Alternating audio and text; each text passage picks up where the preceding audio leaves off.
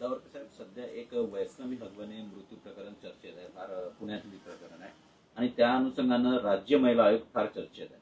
राज्य महिला आयोग जे काम करायला पाहिजे ते करत नाही, अकार्यक्षम राज्य महिला आयोग आहे असं काही लोकांचं म्हणणं आहे, असं बऱ्याच महिला नेत्यांचं म्हणणं आहे. तुम्हाला काय आहे, काय वाटते कायदे तज्ञ म्हणून? कायदे तज्ञ म्हणण्यापेक्षा मी आई सावित्रीला मानणार आहे, मी माता रमाई माता भीमाईला मानणार आहे. डॉक्टर बाबासाहेब आंबेडकरांनी दिलेल्या समानतेच्या तत्वाला, स्त्री पुरुष समानतेच्या तत्वाला मानणारा माणूस आहे. त्याच्यामुळं माझं असं म्हणणं आहे, एकाही स्त्रीला, एकाही मुलीला कोणत्याही प्रकारची वेदना, कोणत्याही प्रकारचा म्हणजे काय म्हणतो अन्यायातून मृत्यू हे माझ्यासाठी वेदनादायी आहे.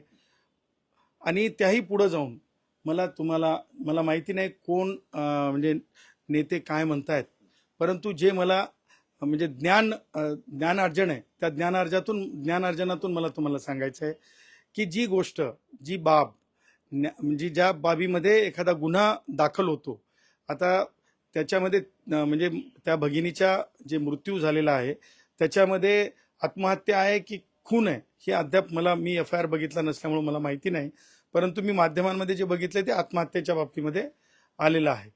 आणि त्यामुळं मला असं म्हणायचं आहे की ते प्रकरण आता पोलीस तपासात आहे. त्याचबरोबर एकदा आरोपीला पकडून न्यायालयात उपस्थित केलं की ते प्रकरण न्यायप्रविष्ट झालं. आणि जेव्हा प्रकरण न्यायप्रविष्ट होतंय त्यावेळेस मला तुम्हाला कायदेशीर बाजू सांगायची आहे की त्या प्रकरणामध्ये कोणत्याही आयोगाला हस्तक्षेप करण्याचा कायदेशीर अधिकार नाही आहे. एखाद्या प्रकरणामध्ये ज्युडिशियल स्क्रुटिनीला जर मॅटर गेलं, त्या प्रकरणामध्ये न्यायिक म्हणजे त्याला सबज्युडाइज मॅटर झालं, त्याच्यानंतर मला असं वाटतं की मानवाधिकार आयोग असेल किंवा राज्य महिला आयोग असेल किंवा राष्ट्रीय महिला आयोग असेल, यांचा जे अधिकार आहेत हे अत्यंत मर्यादित आहेत. आणि त्यामुळे मला असं वाटतंय की हे प्रकरण आता न्यायप्रविष्ट आहे आणि न्यायप्रविष्ट असल्यामुळं ह्या तपासाला गती मिळावी अशी मागणी एखाद्या वेळेस पोलीस आयुक्तांकडे करणं संयुक्तिक आहे, पोलीस महासंचालकांकडे संयुक्तिक आहे.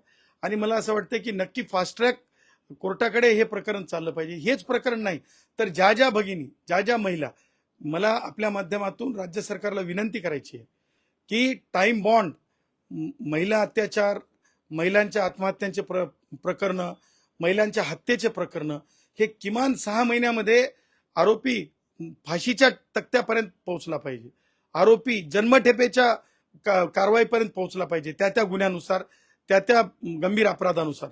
त्यामुळे ह्या प्रकरणामध्ये सुद्धा मला हेच म्हणायचं आहे की आरोपीला फाशी झाली पाहिजे. आणि जर ह्या प्रकरणामध्ये तक्रारीमध्ये खून केला असं लिहिलेलं असेल तर मला असं वाटतंय की मर्डरच्या अपराधाखाली हे प्रकरण चाललं पाहिजे, आत्महत्येच्या अपराधापेक्षा मर्डरच्या अपराधाखाली चाललं पाहिजे. शेवटचा प्रश्न आहे, पोलिसांकडून न्याय मिळत नाही म्हणून महिला राज्य महिला आयोगात तक्रारी करतात. तक्रार केल्याच्या नंतर महिला आयोगाकडून त्यांना न्याय मिळत नाही अशी कॉमन तक्रार आहे. महिला आयोगाच्या अध्यक्षांची बरखास्ती करावी अशी सार्वजनिक मागणी होते. बघा, 2 गोष्टी आहेत की महिला आयोगाने तत्पर राहायलाच पाहिजे, त्याच्या बाबतीत कोणाचं दुमत नाही. परंतु महिला आयोगाचा जो मी तुम्हाला सांगितलं ना, जो रोल आहे तो प्रकरण सबज्युडिस नसताना रोल आहे. परंतु ज्या प्रकरणामध्ये महिला आयोग म्हणजे ज्या प्रकरणामध्ये प्रकरण न्यायप्रविष्ट, आता ह्या प्रकरणात माझ्या माहितीप्रमाणे काही आरोपी अटक करून न्यायालयासमक्ष आणलेले आहेत, तर अशा प्रकरणामध्ये इंडिपेंडेंटली पॅरलल महिला आयोग इन्व्हेस्टिगेशन करू शकत नाही. कारण ह्या सगळ्या आयोगाच्या, मानवाधिकार आयोग असेल, महिला आयोग असेल, अल्पसंख्याक आयोग असेल, ह्या सगळ्या आयोगांच्या तत्वामध्ये सबज्युडिस मॅटरला किंवा इतर अथॉरिटीजला हे रेफर केलेल्या मॅटर्समध्ये जे आहे स्टॅट्युटरी एस्टोफिल असल्यासारखा असतो.